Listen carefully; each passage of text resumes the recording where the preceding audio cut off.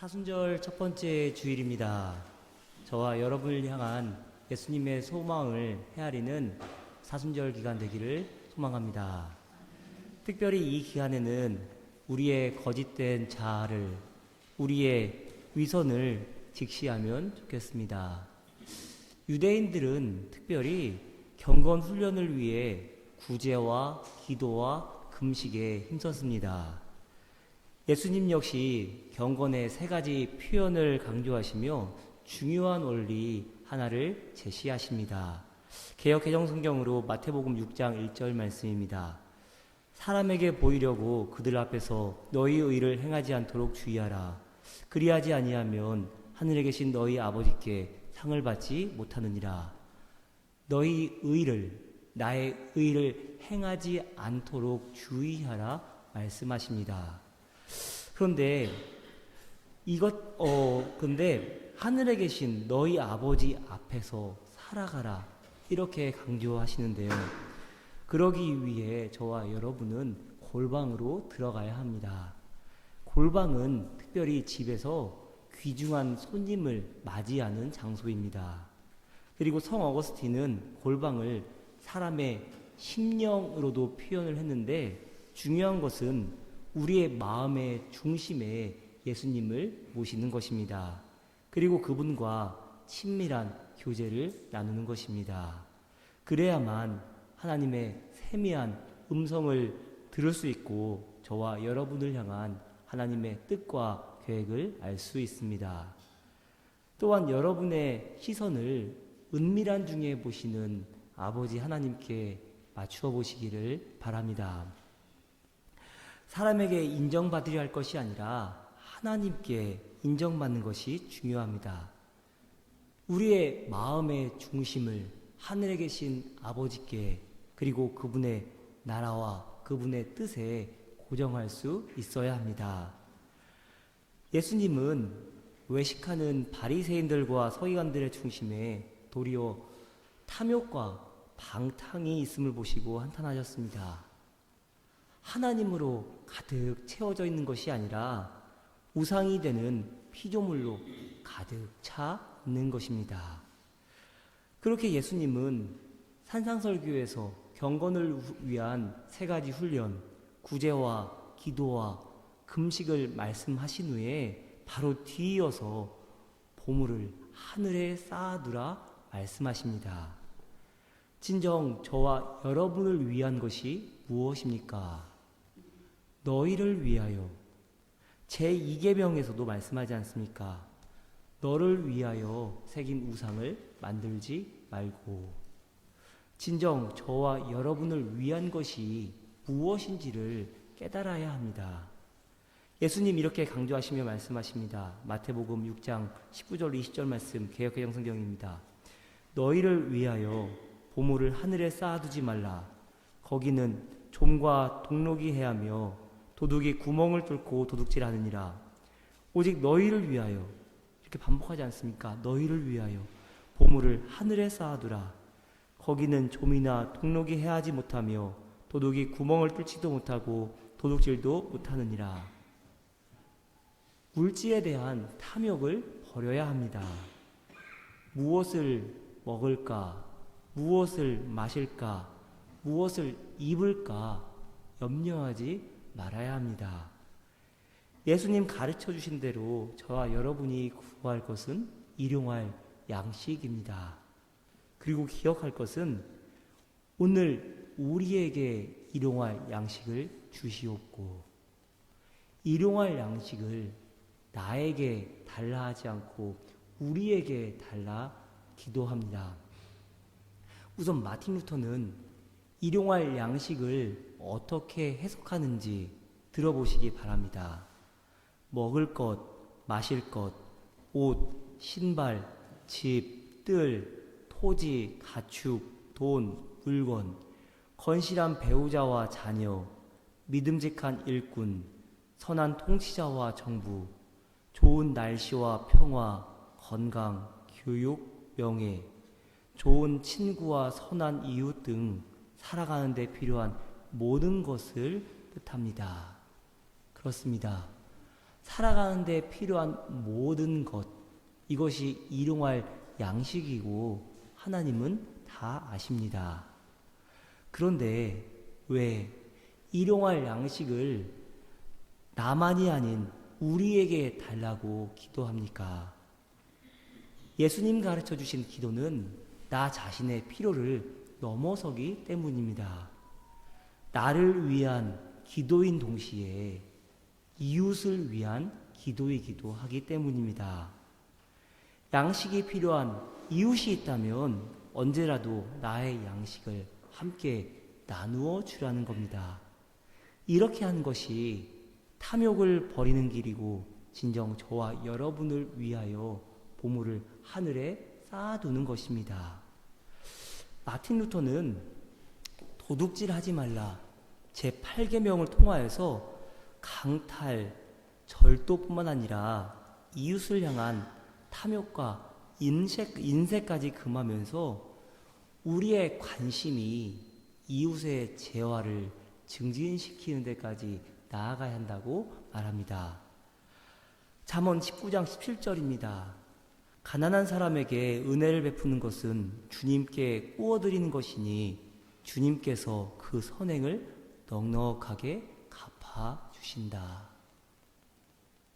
여러분, 누군가에게 어려운 이웃에게 하는 것, 그것이 언젠가는 나에게도 돌아올 수 있고 우리의 자녀들에게도 돌아올 수 있다는 겁니다. 그런데 이 사실을 분명하게 깨닫지 못한 한 사람이 있었습니다. 그런데 그는 어려서부터 하나님의 계명을 성실하게 지켜왔다고 당당하게 말합니다. 내가 계명을 안 하니 간음하지 말라, 살인하지 말라, 도둑질하지 말라, 거짓 증언하지 말라, 내 부모를 공경하라 하였느니라. 여짜오되 이것은 내가 어려서부터 다 지키었나이다. 지금 예수님이 10계명의 말씀을 순서대로 말씀하지 않습니다. 제7계명부터 시작해서 제6계명, 그리고 오늘 본문에 해당하는 제8계명, 그런 후에 제9계명과 5계명을 말씀하십니다. 순서대로 말씀하지 않으시는데요. 근데 어쩌면 예수님이 말씀하시고자 하는 핵심은 5개의 계명 중에 한가운데 위치한 도둑질 하지 말라 제8계명이었을 것입니다. 제가 왜 이렇게 해석하느냐 하면은 경건을 위한 3가지 훈련에 여러분 무엇이 있었다고 했지요? 경건을 위한 3가지 훈련, 구제와 기도와 금식입니다. 마태복음 6장 말씀에 있는데요. 그런데 이 구제와 기도와 금식 중에 가장 중요한 것, 기도입니다.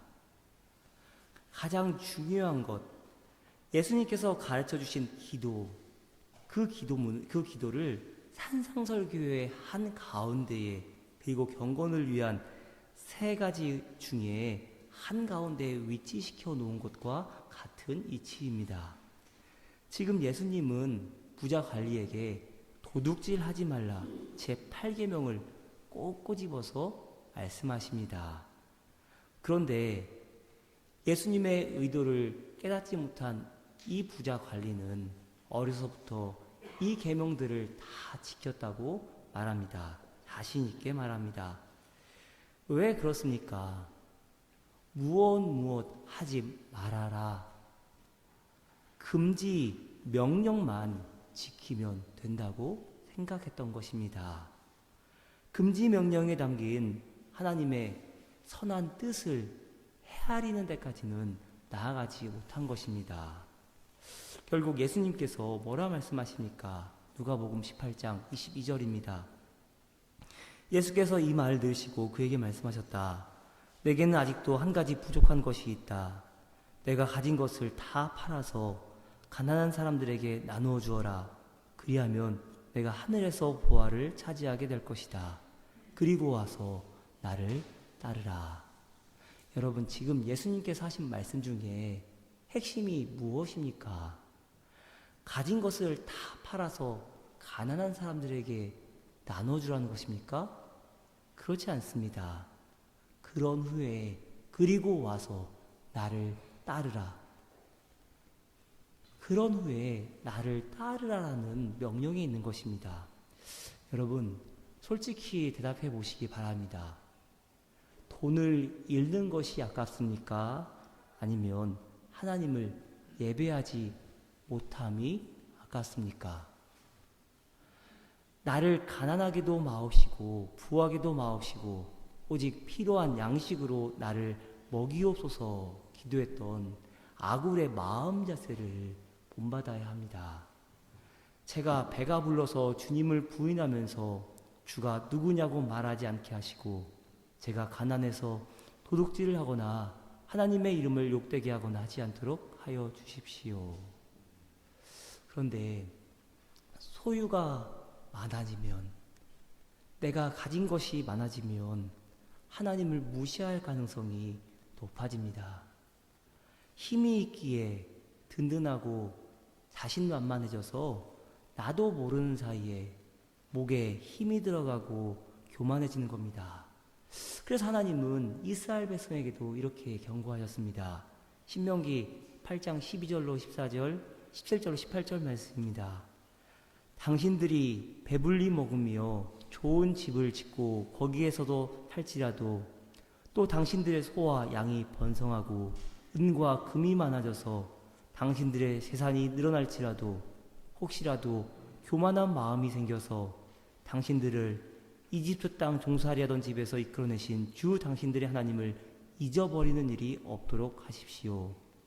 당신들이 마음 속으로 이 재물은 내 능력과 내 손의 힘으로 모은 것이라고 생각할 것 같아서 걱정이 됩니다.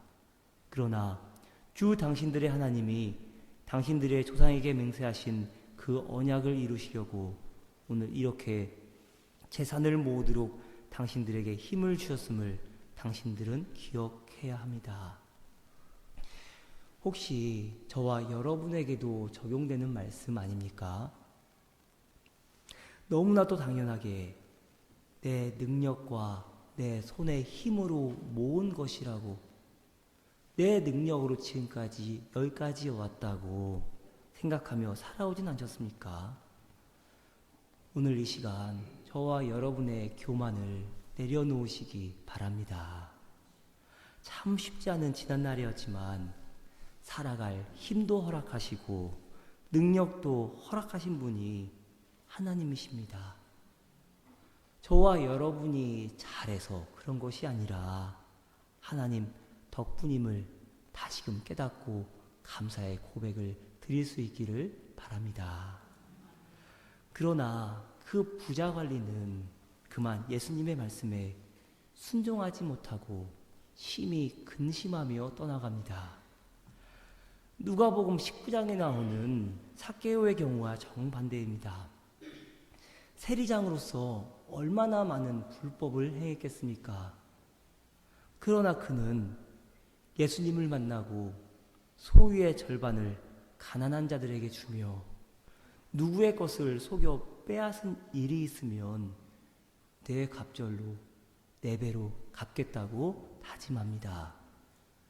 굳이 400%로 가대 갚을 필요가 없습니다.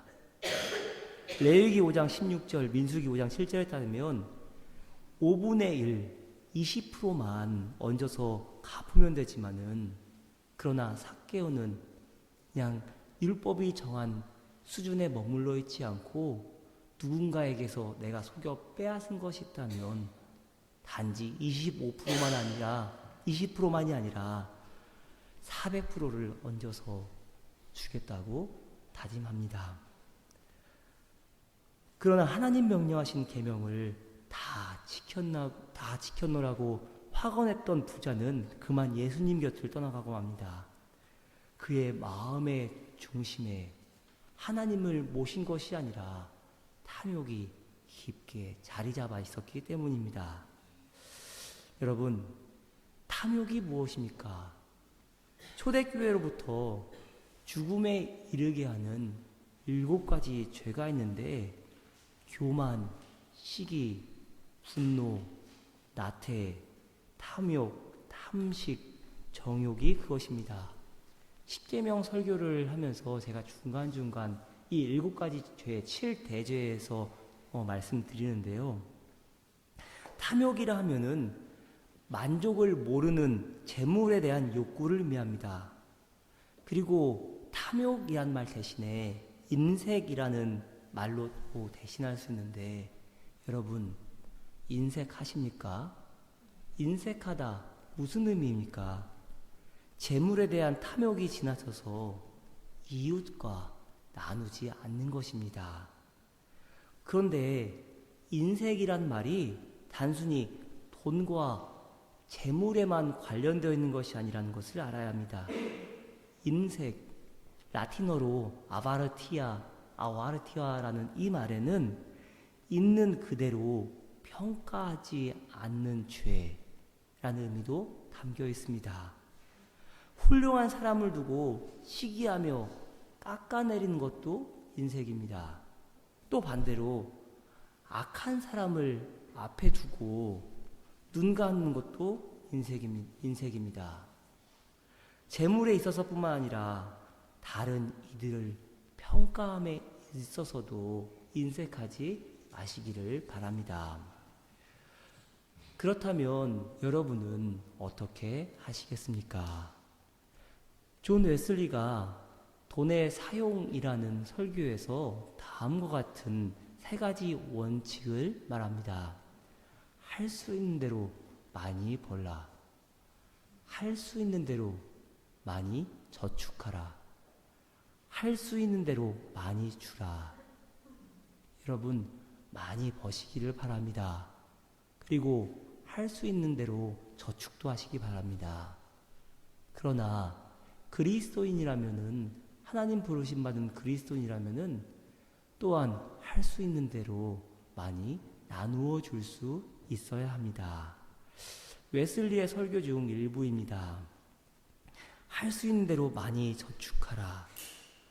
당신과 당신의 가족에게 필요한 만큼만 당신의 돈을 사용하되 결코 돈을 쌓기만 하는 수전노가 되지 말라. 그것은 가장 가난하고 악한 것이다.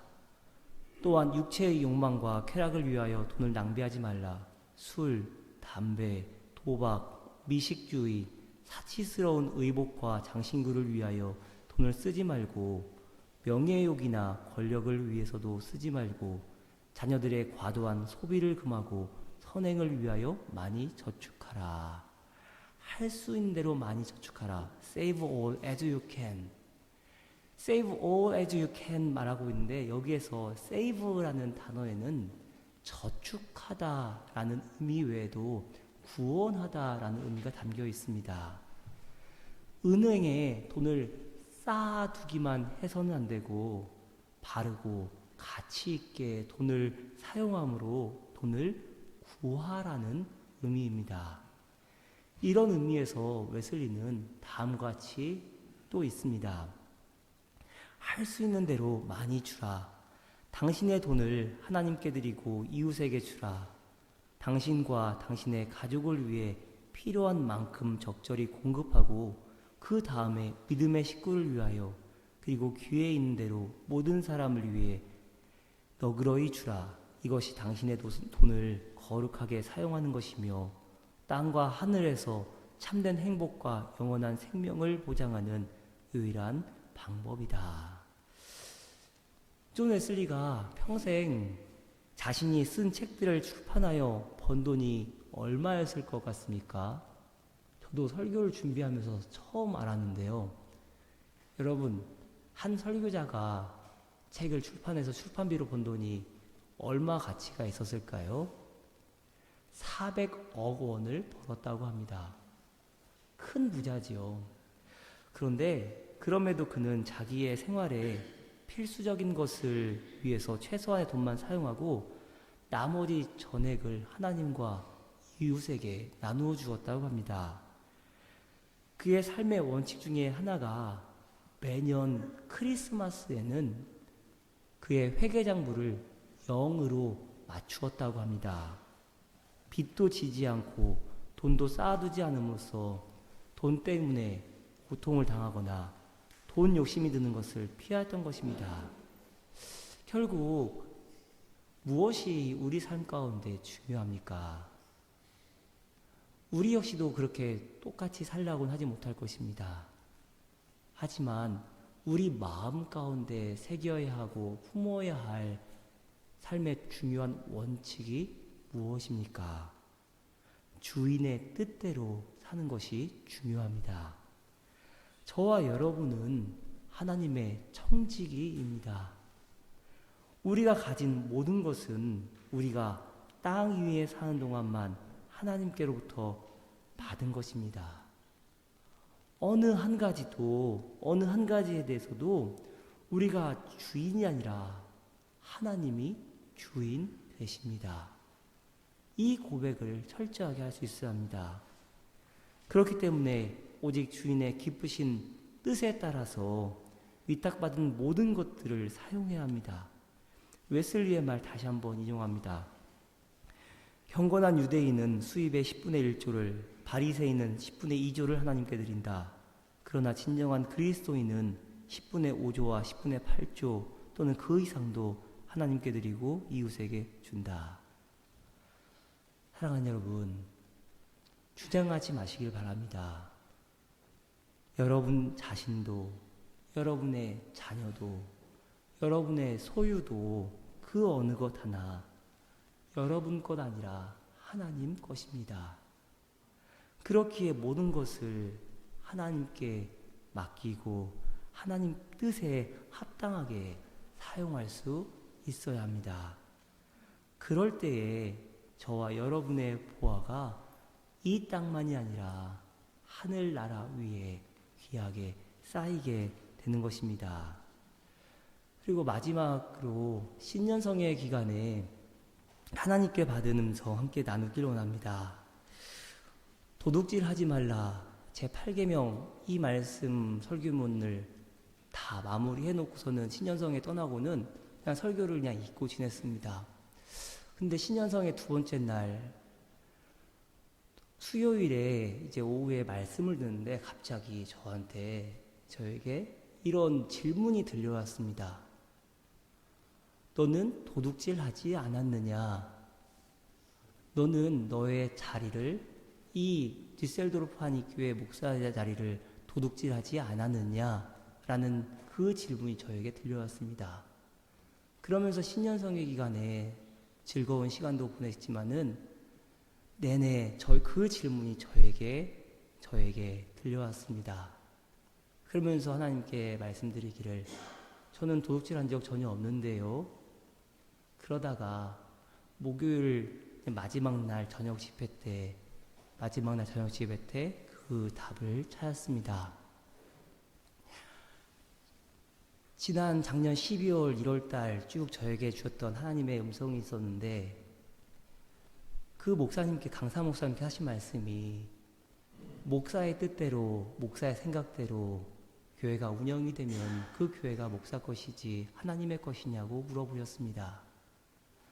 만약에 저의 생각과 저의 뜻대로 저의 계획을 따라서 교회를 치리해나가고 목회해 나간다면은 저는 저의 이 목회 자리를 도둑질한 것일 것입니다. 근데 여러분에게도 질문합니다. 제 질문이 아니라 강사 목사님의 질문이었습니다. 또 반대로 여러분이 여러분의 생각과 여러분의 뜻대로 교회를 운영해 간다면 그건 역시도 여러분은 성도의 자리를 도둑질한 것입니다. 교회는 목사의 생각으로 운영되는 곳이 아닙니다. 또 여러분의 생각과 뜻과 계획대로 운영되는 것도 아닙니다. 오직 하나님의 뜻만이 중요합니다. 그렇기 때문에 중요한 것이 무엇입니까? 여러분, 저도 목사가 돼 보니까 저도 참 소극적인 사람이고 내성적인데 목사가 돼 보니까 참 말이 많아집니다. 그런데 여러분, 무언가를 말하려고 하는 것보다 중요한 것은 많이 들으십시오. 이 사순절 기간에 골방에 들어가서 여러분 많이 기도하시고 하나님의 음성을 깨달아 들으십시오. 그래야만 하나님의 음성을 듣고 하나님의 뜻이 무엇인지를 깨달을 수 있습니다. 여러분, 저도 그렇고 여러분도 그렇고 영적인 의미에서 도둑질하지 마시기를 바랍니다. 기도하겠습니다. 하나님의 뜻대로 우리의 인생도 우리의 자녀들의 인생도 우리의 소유도 쓰임받기를 원합니다.